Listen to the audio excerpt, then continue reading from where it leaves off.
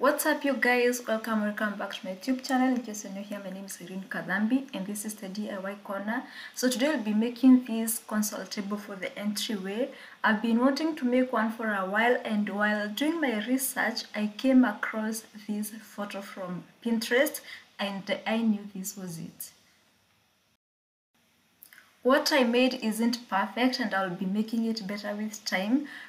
But I learned a lot while making this, and if I was to make another one from scratch today, it would be much better. So I started with a cardboard box and I used a 55 centimeter mirror to trace out a circle. I cut out 4 circles of cardboard box like this. So right now I have two because I had to get another cardboard box. I didn't have one. And then in the middle I used, this is a pot lid that is 28 centimeters, diameter is 28 centimeters. I used it to make another circle in the middle. So you have to improvise. So I had to think really fast and check whatever I had in the house that could help me make these circles. Then I cut out that middle piece on all the 4 pieces of cardboard box. Here you'll be seeing 2. I added the other 2 later when I got the cardboard box.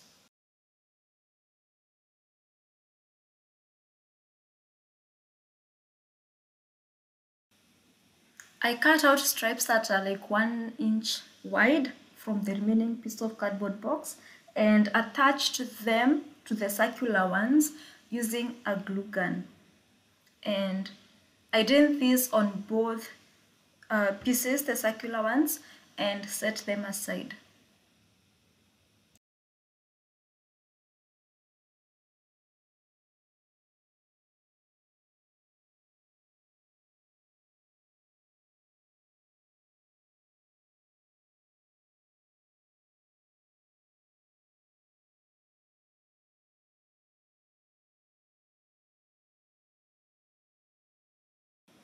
I had this piece of furniture that I was using like as my TV cabinet in my former apartment, and I didn't need it anymore.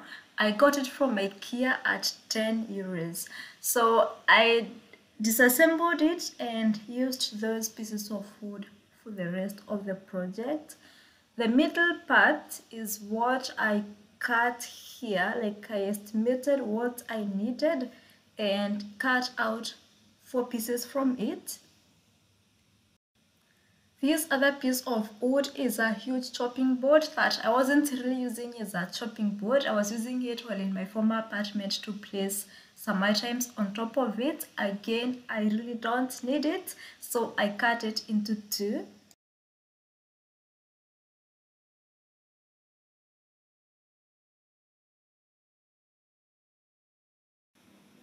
And now that I had everything I needed, it was time to assemble them.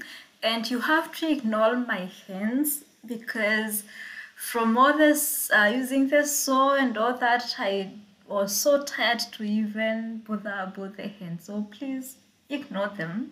They don't look nice. I feel like going in there and oiling them, but ignore them. So one piece of wood is the one that I cut out from the chopping board, and the other one is the top part of the TV cabinet. So I kind of trying to see how everything will be like, and then I drilled these wooden parts, these small pieces, both sides and at the middle. The sides is where the screws, the one that will be attaching them to the other pieces of wood will go through, and the middle one is where I'll be placing another piece of wood. I'll show you that at the end. So these small pieces of wood need to be attached in such a way that they will not be visible. So that way I attached them using hot glue gun.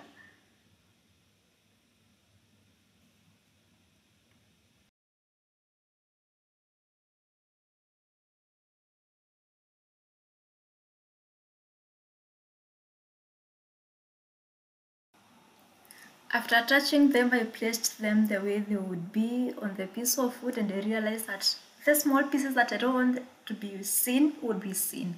So I had to cut them again, both sides, and cut the piece of cardboard box too. And I had thought, initially I thought that I would get away with having the full circle, but now I see why in the photo it's not a full circle. So this was a learning moment for me, and this affected the height of my table. It became shorter than I wanted. So that's something that we should put into consideration when doing this. So then I attached the pieces of wood on both sides. I started with one side and then the other. As you will see, I inverted the way I've attached this. I inverted it and attached it the other way around. You will see what I mean. I did that off camera because I realized it would have been easier to have them facing the other way. And this is what I'm talking about. Then I applied the contact paper before attaching the other piece of wood. I thought this would be easier, and this wasn't easy. Attaching the contact paper wasn't easy. As you can see, the side that I started with, it looks so wrinkled. It doesn't look nice. I had to change it later.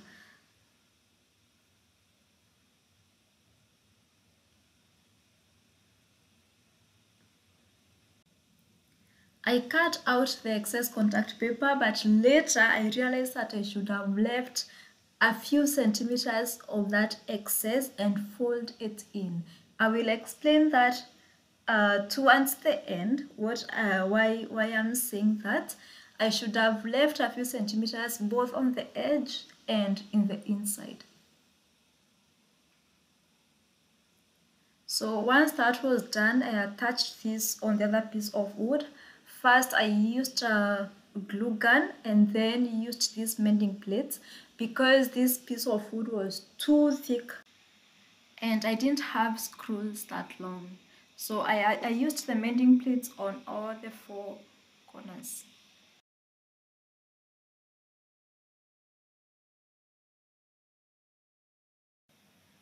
Remember the holes I drilled in the middle of the small wooden pieces? I had planned to use the corner mending plate there because I needed to hold another piece of wood that I'll slide in there. But the mending plates that I have right now were not the best for this part. So the small pieces of wood that I cut out when I realized that they were too long, they are the ones that I attached there for now. I might change them later and use the mending plates. So I attached 4 pieces of wood on all the 4 places where I drilled. And then I attached the other circular pieces of cardboard box on the outside for both sides. I had to cut them the same way I cut the ones in the inside. So I used a glue gun and attached them on both sides.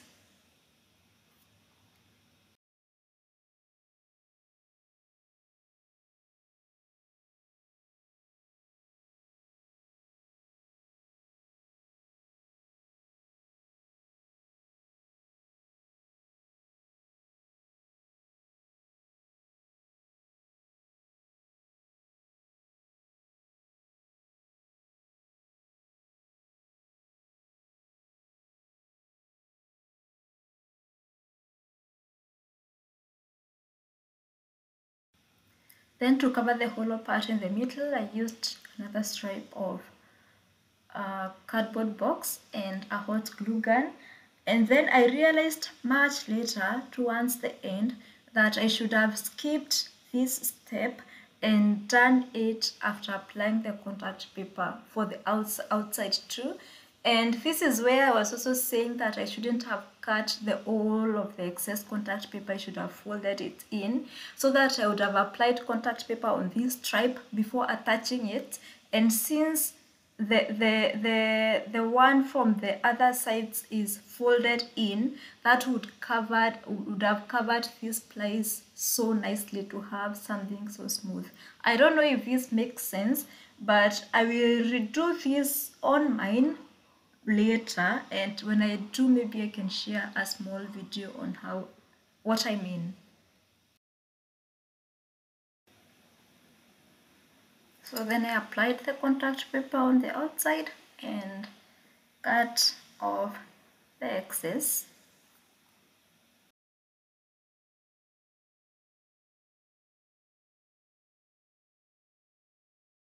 I got this mirror at €6.50 and it's what I'm planning to use on top, but also I wanted to add some thickness. So I have this box that I bought some stuff with it, but it's shorter, so I had to extend it.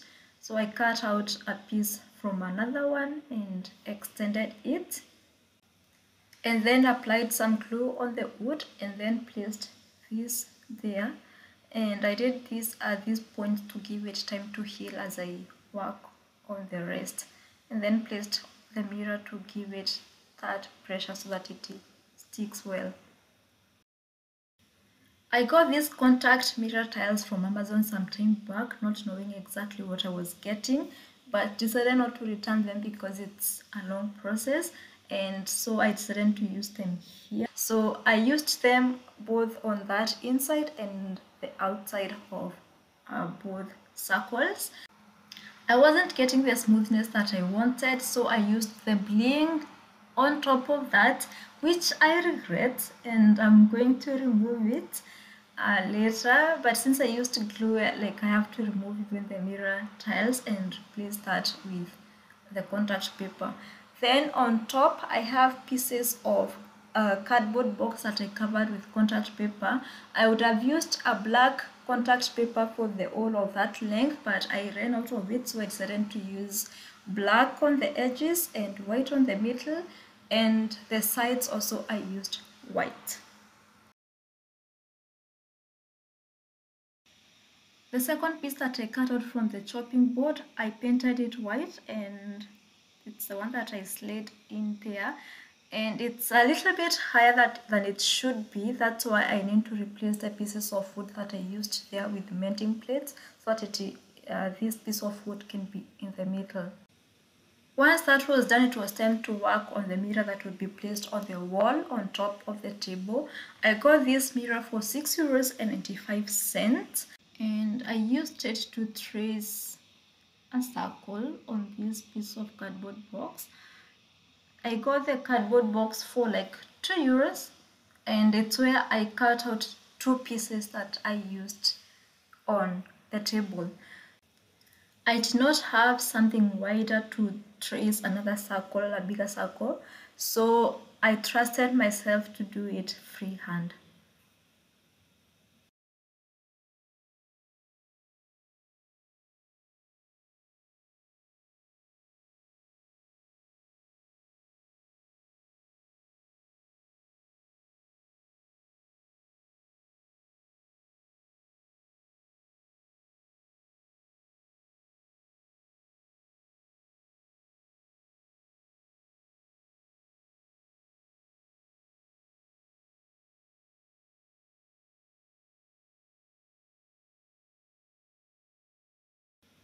Using a knife, I cut out both circles.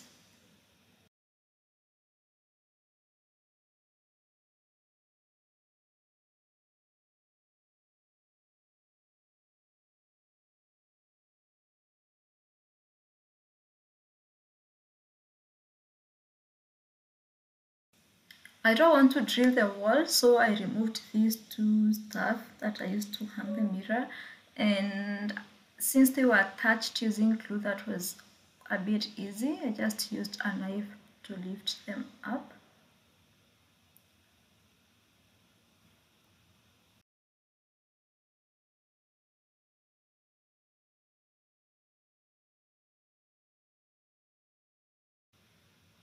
Maybe this step wasn't necessary, but for some reason I decided to attach the mirror on this piece of cardboard box using glue. I used a lot of it just to be safe, and as I left it to heal, I covered the other part with contact paper.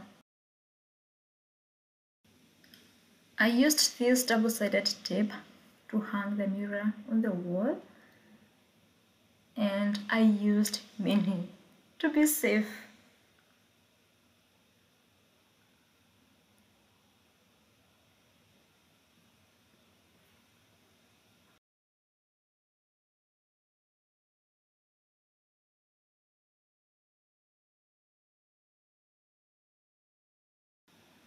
I then attached the mirror on the wall and added some more pieces of the double-sided tape around it, and this would be used to attach the cardboard. Then I attached the cardboard while tacking in the contact paper slowly, the best way possible.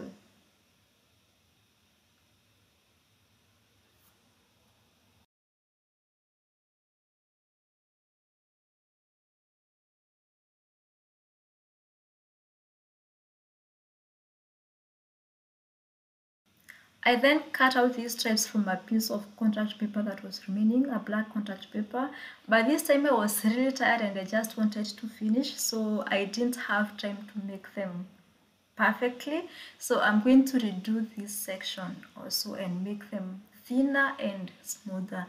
So I attach them, as you can see, on both sides and top and bottom. To complete the look, I added a vase, a tray, and some leaves from one of my indoor plants into the vase, and this is what we had as the final product. I'm quite happy with it, but I'm going to improve it a little bit. And here's a side by side of what I wanted versus what I made. So that's it for this video. Thank you so much for watching. Please like, comment, share, subscribe, turn on the notification bell, and I'll see you in the next one. Bye bye.